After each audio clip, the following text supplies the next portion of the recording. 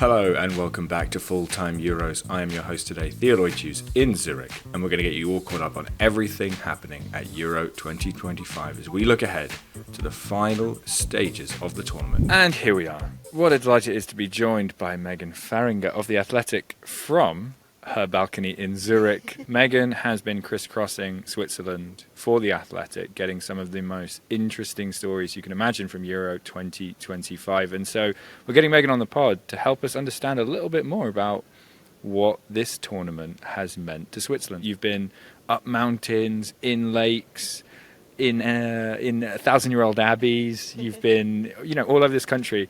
But before we get into all that, let's start at the beginning. A match in Basel, the hosts opening the tournament, a 2-1 defeat to Norway. But it was so much more, wasn't it, Megan? Yeah, I mean, honestly, when I think about the opening match, I don't even think about it as a defeat, because the stuff around it kind of overshadows the result, which is a shame. That shouldn't really ever happen, but it was just such a phenomenal day. I got in at 1 a.m. that morning into Zurich Airport, was so tired. Woke up, and the thing about Basel that's so incredible, and most of the cities here, Bern's the same way, there's always a river running through all of the cities. So if you want a running route, well, that's easy. You just go and find the river and you run along the river. But equally, if you want to swim, you'll see from 6, 7 in the morning to 6, 7 p.m. at night, you'll just see these little heads floating in the water, and it's just people just floating in the water, just going, and that's sort of how I came to understand Switzerland so quickly, was just this sort of natural tendency to flow and just be in the present, be in the moment, enjoying it. That said, though, the morning of the first game, you could tell that UEFA were putting up decorations. They had their bunting. There was all the signs saying that there was a tournament, but you didn't really feel it. There were people still going to work. They had their briefcases. People were wearing suits in 95-degree heat. I don't know how they were doing it. And it wasn't really until 5, 6 o'clock before kickoff that you started to feel that there was something here that was building. And it was so fantastic as well, because you get onto the tram system and you just see these sort of slivers of red starting to come through. And then suddenly I'm on a tram, just someone's armpit is in my face. I've got people are in the Viking helmets for Norway, and you've got Switzerland stuff, and it just felt so cool. And I think I wrote in my match piece that having an armpit in your face on your way to a football match, that's how you're at a major tournament. It's on. Yeah, and then the tram opens up and it doesn't get less crowded. You actually go into a bigger crowd because you're outside the stadium, and that felt real. And I was like, okay, we are here. We're at a major tournament, and it's in Switzerland, which is really cool. I know you wrote about the bid and kind of how Euro 2025 ended up in Switzerland. Did you feel like this was enough of an awakening for the kind of the beginning of this country getting behind this team, getting behind this tournament? Yeah, I think the performance itself was really important. And I know they did lose, but I honestly think Switzerland didn't deserve to lose that game. And I think the 15, 20, 30 minutes of the first half, you could feel the fans were feeding off the players, but the players were feeding off the fans. It was that perfect synergy between everyone. And so when the game ended and Switzerland lost, it was phenomenal too, because the fans weren't just oh, we're supporting them, let's clap along or whatever. Some of the fans were mad. They were booing the referees, and you're like, yes, that it's more than just, oh, we're here to support, let's clap. Right. It's no, we give a crap. We're here to really support. I never watched women's football before, so for me it's the first time that I think this team changed the perspective of women's football here in Switzerland. I think they gained a lot of new fans also, and the crowd was hyped up the whole time, and it's sad a little bit that they went out, but I think they made the whole nation proud. So after the game, I felt, okay, this is going to start to build, we're going to have something kind of moving forward here.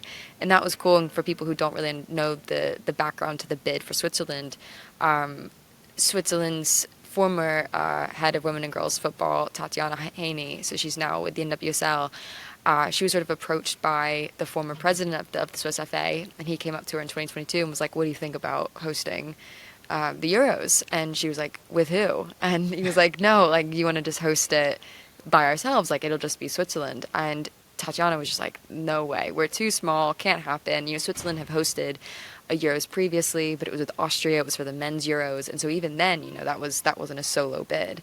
And now, sort of in this age, especially of having multi-country bids, Switzerland to go and host it, and Tatiana will tell you herself. She was a former international player, and when she was growing up, she'd look sort of, sadly at the Netherlands and Germany and France, these countries that surround Switzerland, who are real footballing nations, and she'd look inwards and go, I don't think we're one of them. So that was a really big wrestling match that even just people inside Switzerland had to conquer. And then to go to UEFA, where some of the UEFA delegates were sort of laughing at them, saying, you're too small, especially after England. They've done all this great work, all these huge crowds. We can't go to Switzerland where there's stadiums of 7,000, stadiums only of 14,000. No, it's not ambitious enough.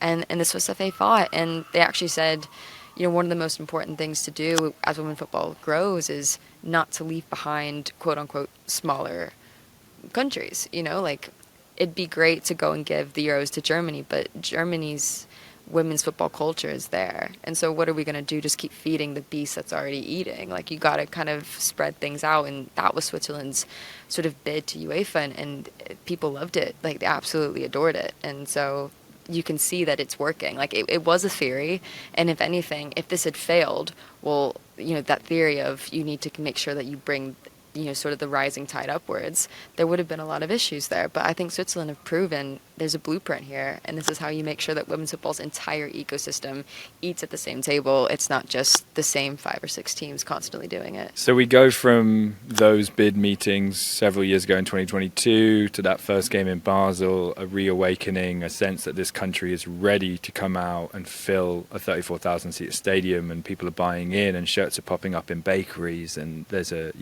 buzz. Cut to 2 weeks, which is a long time in tournament football. Anyone can tell you 2 weeks is a long time in football. But 2 weeks in tournament football, we're south of Basel at this point, in the nation's capital in Bern. And Megan, you're on a bridge with 25,000 Swiss fans marching to their first ever quarter-final. Talk me through that one. At first, I was a little nervous about the bridge, but then I had to remember that this is Swiss and These European infrastructure. They have good bridges over here. Nothing slapdash.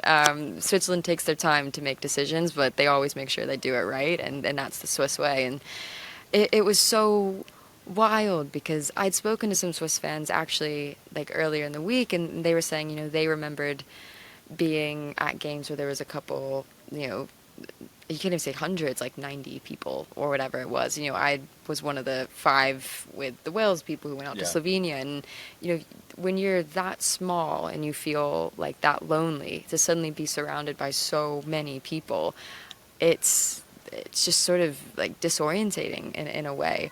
But it was really cool because Switzerland were going to their first ever quarterfinal. It was in the host nation, but there was also this kind of air of inevitability because you're going up against Spain. Of course, you end up you get to your first quarterfinal, and it's here's your reward. Here are the world champions. The team that have played so phenomenally at this tournament. Best team in the group stages. Here's your reward. Today they really cracked it. I was really amazed how they were really going against the world champion, right? And how they managed that. Big congratulations to the full team. Well done. And Swiss fans were still up for it. It was, and it wasn't just sort of this slow trudge to the stadium that people were sort of okay, well, I guess we got to be part of it. You could tell people were really relishing the march, but they were also just happy to be sitting and indulging in the present. And it reminded me about the way Swiss people go into the rivers and go into the lakes and just say, you know what, I'm going to put all my stuff in this little flotation device. I'm going to float down this river, and at some point, I'm going to have to get off this river. But I'm not worried about that right now. For right now, I'm just going to let the tide take me and let me go. I'm not going to kick against it. I'm just going to go, and I'm going to be in the present. And I think this country knows how to be in the present. And that was a really cool moment because it felt like everyone wanted to indulge in the present. The best part about it was there were these sort of stands for the portaloos, I think is how Brits over here call it. But yeah, they had the little stand-up toilets, and there were these lines sprawling around the corners, and no one was upset. No one was kind of annoyed and frustrated and whatever. So people were just happy to just be at a game, and if that meant a tax you pay is having a queue for a portaloo, by all means, we're going to do it. And that was really cool. Like, that was like such a weird detail, but I really enjoyed it. But the fans are great. The signs are really cool. Everyone was like holding up signs saying "Here to Stay," which was sort of the motto of the Swiss FA for this tournament. And to see fans buying into that, I think was really, really special. Well, I think that was just pretty much the start of everything. So I think there's a lot to expect. And yeah, we're happy for everything. But I want to go to the end of the game in Bern. They do lose 2-0 to Spain. You know, like you said, sort of an impossible dream, but it was about the journey. It was about the float. But you mentioned the here to stay signs and the campaign from that side of things. But the players also unfurled a sign, which I thought was very sweet, sort of from them saying, this is just the beginning. And for these players, you know, you may never probably not if you're Switzerland, get to host another tournament, especially in these players' career. So that feels really special. And again, it does feel like while you've been here covering it for The Athletic, it does feel like it's the beginning of something. Absolutely. I mean, every train that I've been on in this country, I've been on a lot of trains, been traveling quite a lot.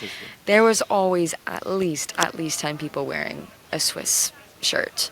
And that was if they were playing or they weren't playing. You know, it could be 2 days after their last game and they weren't going to play for another 5 days, and you'd see people wearing the Swiss shirt. You'd see people walking around going to games, and even games that didn't involve the national team, you'd still see Swiss fans there. I was in Sion and I was watching the Portugal-Belgium game, and there was a very large contingent of Swiss fans who said, you know what, let's go and do this. And it was about embracing not just the national team competing, it's about embracing women's football as an entity.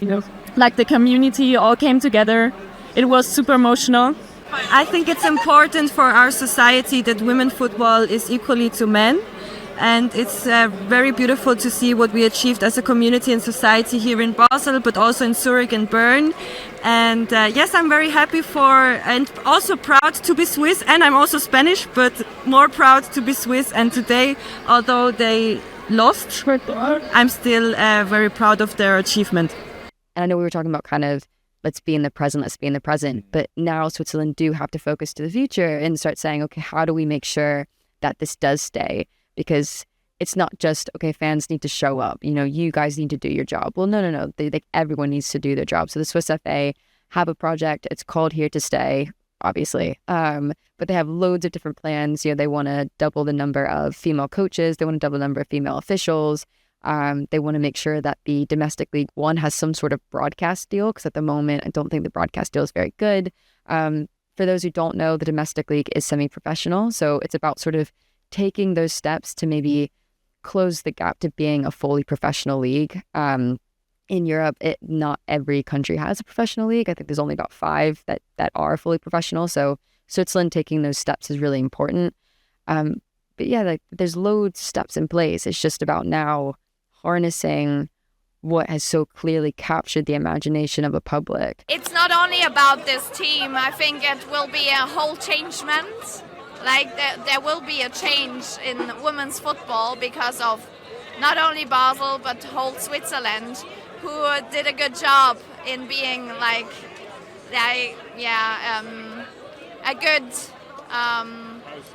good host. Thank you so much. Yeah. So a lot of people were visiting, and we also saw it for the Eurovision. It was like everyone felt at home. So I think it's a good thing. To me personally, I do think Switzerland is going to do it, because this nation, when it decides to do something, it'll take a little bit of time. That's what Tatiana Haney said. She was like, you know, we don't do things fast, but when we do them right. And it feels like this is one of those things that they'll do right. The big question, what do you think the legacy of this tournament will be then? If I'm going to be more whimsical and think about it that way, is Tatiana Haney, let's say in another dimension, is born 10 years from now, and she gets to look around her and she doesn't have to go, I wish I lived in the Netherlands, I wish I lived in France, I wish I lived in Germany, where they have a football culture. And I think that's the legacy, is if you can make sure that 10-year-old kid goes, no, I can be a footballer, and I can be a footballer in my nation. Because at the moment, players like Leah Volti, you know, they have to leave. If you want to go and be a footballer for Switzerland, you have to leave Switzerland, which obviously is sort of paradoxical.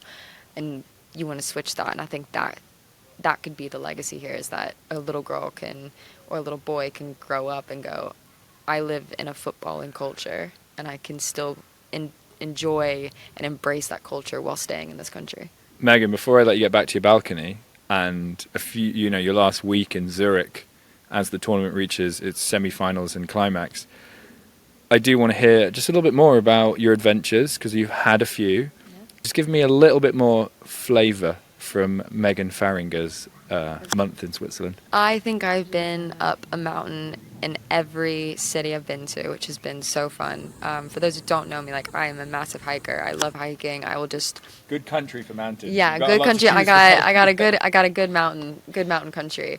So every place I've been to, I've done. Sion was one of my favorites because you sort of, like, 5-minute walk. You start sort of meandering through the city, and you are just sort of in these vineyards, but they're effectively like in the sky, and it was so cool. It felt like I was in some sort of like Beatles song or something from like the 70s of like vineyards in the sky, but it was just so phenomenal. And so I took this, it was supposed to be a 16-kilometer hike. I got to kilometer 12, and where there was supposed to be a bridge, there was no bridge. I was like, I don't think I can get over this gorge, obviously safely. And there was a tunnel that was sort of built into the mountain, and there was just this odd red arrow that had been spray painted on it. But the tunnel was pitch black, and there was a couch inside, and I was like, I'm by myself. I cannot go into a dark tunnel on this Swiss mountain. As safe as it probably was, I was like, I'm just going to turn around.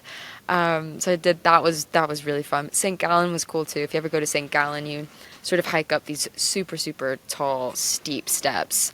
I'm pretty sure it's what Led Zeppelin was singing about when he said Stairway to Heaven, like that. Those are those steps. And you go up to the top, and there's just this pond and this pool, and people are swimming. Everything else is phenomenal. Loads of my friends. Charlotte Harper is one of my colleagues. She loves going to go for a swim, so she's been going to swim in Zurich all the time. But also just, like, I think the fans have embraced it just as much as I have. Like, I've been very into the nature aspect, but, like, if you ever got to go to a Portugal game, you knew when Portugal were in town. Like, some of the best fans that I got to experience. Wales, obviously, I thought were wonderful. If you haven't heard them sing the anthem, I highly recommend going to go hear them sing the anthem. And, before Switzerland broke the record for the fan march, it was Wales-Netherlands that set the original record. And that was a really fun experience because the Netherlands fans, I mean, they know how to show up at a major tournament. That is sort of like the Netherlands prerogative. And they also had like this massive orange disco bus sort of going through the streets. And they actually had a giant like lion's head attached to it. But they had to take the lion's head off as the bus was going to the stadium because of all the tram lines. Right. So it was kind of like, you're going to like decapitate the lion. So they had to take it off. But they had this like incredible orange bus, and it was doing all the ABBA songs and not ABBA, whatever, like Dutch disco. They were doing all those. And then you had the Wales fans behind them just sort of singing a cappella the way that Welsh people and Welsh choirs do. And it was just such a beautiful juxtaposition. And it was just great. And I feel like the away followings for this tournament have been so fun. I mean, like, I haven't even mentioned Sweden. Like, Sweden have had some of the best fans. Like, just everything about it has felt like a real tournament. Like, it doesn't... England was great. Euro 2022 was really, really good. But it felt like people were still trying to figure it out. Like, they were trying to step in the right place, maybe not make too much noise, but how much noise are we allowed to make? Like, how do we actually do this thing? And then here, it's just been like, no, we're going to do football. And it feels like a real moment. And it's just been so fun. I always thought it was a bit cheesy when you arrive in Zurich and Basel and all these tournament towns, St. Gallen, and the UEFA slogan, the summit of emotions, is the tagline UEFA has when you arrive anywhere. It's like, you're at the summit of emotions, Euro 2025. I thought it was a bit corny. Yeah. But now the tournament's started and we're in the climax and we've been through so much together. I tell you what, listener, it really is the summit of emotions. Yeah. This has been like quite an emotional journey. The first 2 weeks it was so intense in the group stages, and you sort of go, and then you get to the quarterfinals, and I'm actually like, I'm sad that it's almost over. Yeah, like it is. Yeah, it does feel like my emotions go so high and then they drop the next morning, and it's probably from lack of sleep. I think the most hours of sleep I've gotten per night is like 5. But it's just, I think everyone is like, I was speaking to some fans when they were leaving, and I don't know if anyone's ever experienced this, but when you see a team leaving the hotel the morning after defeat, all having to frantically go onto the plane app and figure out, okay, what flight am I going to take home? That is the saddest experience you can ever watch. Like, that is it, because none of them expected to go, and you're just in this hotel lobby watching them all try to put their lives back into some sort of semblance of order. That, yeah, if you want a moment of peak summit emotions, that's it. There was a really good moment on that note from England media on Saturday where Esme Morgan was talking about when England were going to extra time and the penalty shootout was looming. She thought to herself, amongst everything, all the tension of the game, she thought, I haven't packed my suitcase. She told media on on Saturday, she was like, I haven't packed my suitcase. If we go out, what am I going to do? I'm not ready to go. She really was like, the England players are thinking, I'm not ready to go home. I haven't packed my suitcase tonight. It reminds me a little bit of Survivor, where you have to, I don't know if you ever watched that program, but you have to bring your bag to tribal council. It's like the England players didn't pack their suitcases before the penalty shootout, and they're still here. Megan, thank you so much for joining us. You can say goodbye. Yeah. Bye. Thanks for letting me be on it. And yeah, thanks for listening. And that is our show for today. Thank you so much for listening to Full-Time Euros today. In case you didn't know, The Athletic has partnered with Yahoo Sports to provide free, best-in-class coverage of women's sports. So go check out the Women's Sports Hub at sports.yahoo.com/women-sports. That link will, of course, be in the show notes, so it's easy for you to access and go check out that great sports hub over at Yahoo. This has been Full-Time Euros. I am your host today, Theo Lloyd-Hughes. We'll be back after the semi-finals between England, Italy, Germany and Spain to get you all ready for the final in Basel and talk about those incredible matches taking place. We'll see you next time. Enjoy the chaos as Euro 2025 heads to the semi-finals.